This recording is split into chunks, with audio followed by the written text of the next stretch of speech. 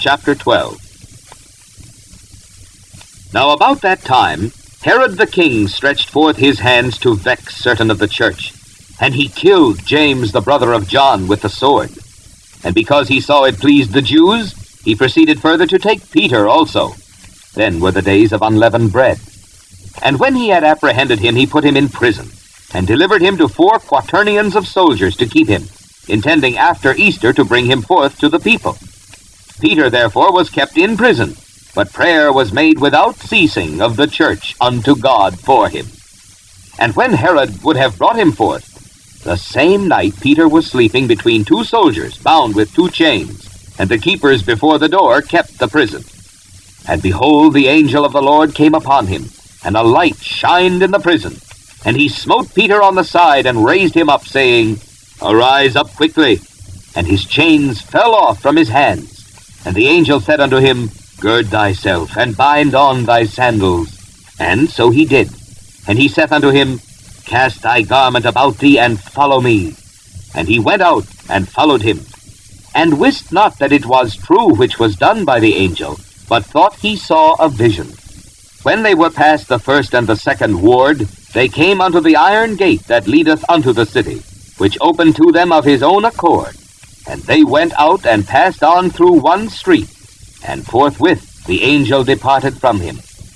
And when Peter was come to himself, he said, Now I know of a surety that the Lord hath sent his angel, and hath delivered me out of the hand of Herod, and from all the expectation of the people of the Jews. And when he had considered the thing, he came to the house of Mary, the mother of John, whose surname was Mark, where many were gathered together praying. And as Peter knocked at the door of the gate, a damsel came to hearken named Rhoda. And when she knew Peter's voice, she opened not the gate for gladness, but ran in and told how Peter stood before the gate. And they said unto her, Thou art mad. But she constantly affirmed that it was even so. Then said they, It is his angel. But Peter continued knocking. And when they had opened the door and saw him, they were astonished. But he, beckoning unto them with the hand to hold their peace, declared unto them how the Lord had brought him out of the prison. And he said, Go, show these things unto James and to the brethren. And he departed, and went into another place. Now as soon as it was day, there was no small stir among the soldiers what was become of Peter.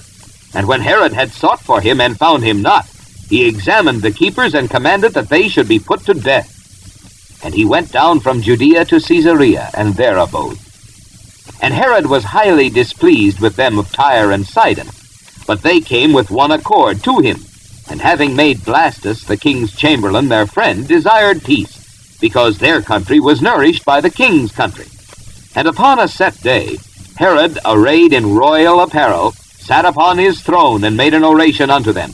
And the people gave a shout, saying, It is the voice of a god, and not of a man. And immediately the angel of the Lord smote him, because he gave not God the glory. And he was eaten of worms, and gave up the ghost. But the word of God grew and multiplied. And Barnabas and Saul returned from Jerusalem, when they had fulfilled their ministry, and took with them John, whose surname was Mark.